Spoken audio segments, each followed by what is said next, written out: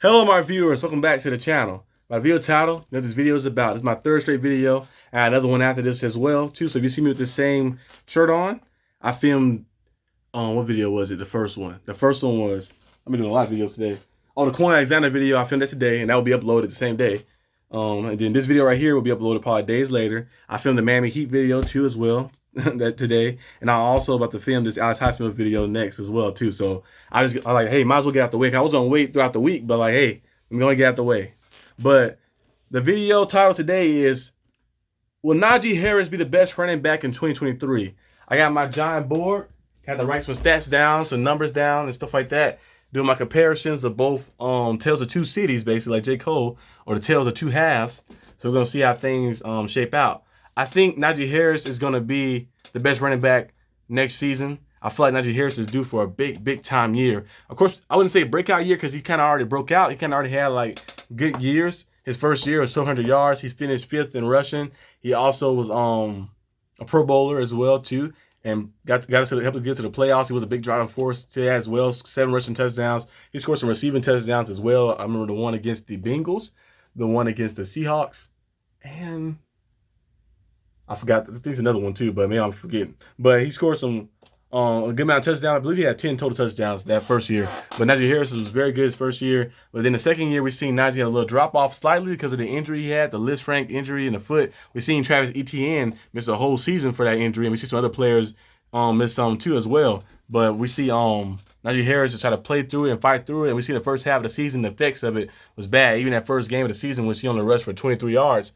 And then he rushed after that 49 yards, 56 yards, 74 yards, 20 yards, 42 yards, 65 yards, and then 32 yards. In the first 8 games, he only totaled 361 yards, which is not that good, of course, as you guys know.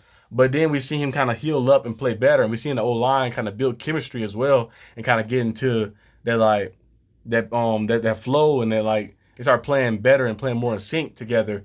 And Matt Canada, start calling better play calls too as well. Maybe the play calling was a little bad because he couldn't trust the O-line, or maybe it's just bad because he just wasn't that good in calling plays. We'll never know. But the O-line started playing better, and the play calling got better as well. Of course, we didn't score the amount of points we should have scored in some of those games like that. I feel like we left some points out on the board because we kind of didn't finish it off in the red zone, but we did put up more points, and Najee did almost double his scoring. I think kind of almost double his scoring average from the first half of the season in the second half, because he went crazy. Because after the bye week, he had 99 yards against the Saints, then 90 yards against the Bengals, and then 35 against the Colts. He was playing good, started off the game good, but then he got injured in the first quarter, I think, first or second quarter, and then returned to the game. But he came back with 86, had 33. That was the game against the Ravens when Mitch Trubisky threw all those picks, so you couldn't really run the ball when you're playing behind. He had 86, and by that what's that week? That week 9, 10, 11, 12, 13, 14. By week 14, he already passed his first half stats. I did rushing stats too. And then we see him put up 53, 111, and 80. He had 673 rushing yards in that second half after the bye week like that. And we've seen a big increase. Maybe his health, of course, as well. His health increased, and he finished with 1,000 yards again. The first Steeler ever to start their career off with 2,000-yard rushing seasons, right? I believe so. And then, just played very good football. And I think now with the new O-line, Adam Broderick Jones out there, who's going to be a very big piece. He's going to be a game-changer piece for the Steelers.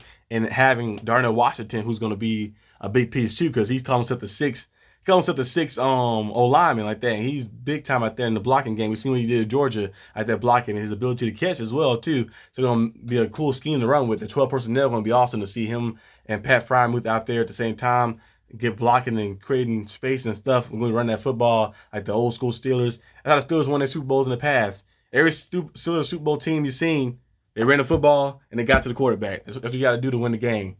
You got what's the saying? You got to the quarterback down and you got to take him down hard or something like that.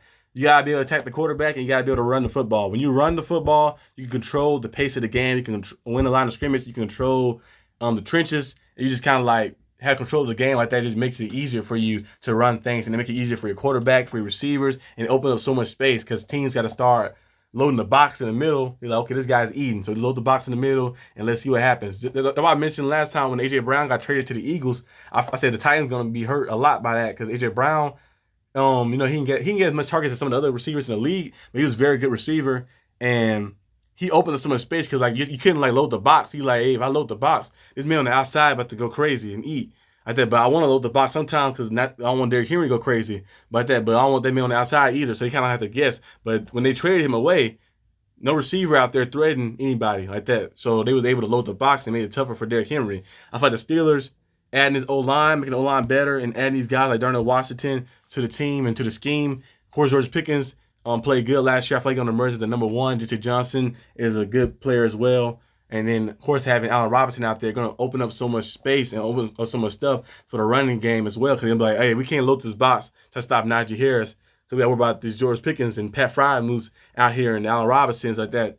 So we're going to have to worry about those guys too, Deontay Johnsons and stuff. And Calvin Austin, if he is what we think he is, that's going to be good too. So I think the way our personnel is going to look and the scheme we're going to run, if we stick to that same scheme we did in the second half of the season, like that, running the football and having the big formations out there and then using Kenny Pickett in the play action game to let him get and roll out. We see him make some big time plays against the Ravens, against the Raiders when he rolled out and had delivered the ball. He's better on the run. Like that. So keep your quarterback positions they're good at. I hate when people try to say, well, they have to be pocket passer. They have to do this. No.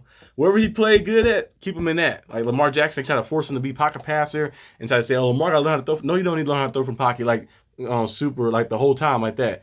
Of course, pocket passing is cool in certain situations, but I prefer him to get to his outside. It's like if we had Big Ben on our team, Big Ben with our team, they forced him to sustain the pocket. Ben, don't leave the pocket. No, Big Ben made his best plays when he got the pocket. Patrick Mahomes made his best plays when he got the pocket. Tom Brady, best plays was in the pocket. Like, oh, Tom Brady going to have you run out and do a read option. That's not his game. So I like to keep the quarterback playing his game. So Kenny Pickett, let him play his game, let him play action, and use that as an extension of the run game too as well. The run game is going to be the driving force of this team, going to be the number one thing on this team like that. We're going to turn to that old school Steelers football that we had when Le'Veon Bell was here.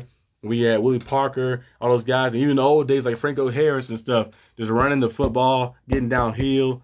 And Jerome Bettis days as well too, just playing that old tough slugfest football. And I think Najee Harris gonna have a big time year. I'm predicting 1,500 plus rushing yards and receiving yards probably 200, 300 plus, and then I'm predicting like 15 touchdowns. So 1,500 plus rushing yards. I'm gonna say 1,700 plus scrimmage yards. 15 total touchdowns for Najee Harris. I think Najee Harris will have a big time year, average about 4.5, maybe to 5 yards per carry. I think he'll have a big time year this year because the way the depth is on the team and the way the scheme is and the O-line got better, it's going to like open up so much space for him to actually run the football. Like that. Probably the first year he had a ton of space to run the ball like that. He's going to be like, oh, man, this is crazy. Because last year we seen the second half, he was like, man, he probably so shocked he couldn't run through the gap. He's like, oh, usually be like 5 dudes waiting for me as soon as I get the ball. It's crazy. I see this green space, what we call daylight. I just see daylight all around right there. So we'll see how things shape out for him. I think Najee Harris is going to be the Offensive Player of the Year this year, like I mentioned before in the previous video. So hopefully that is true, and hopefully he can ball out for us. That's all I got for this video today, guys.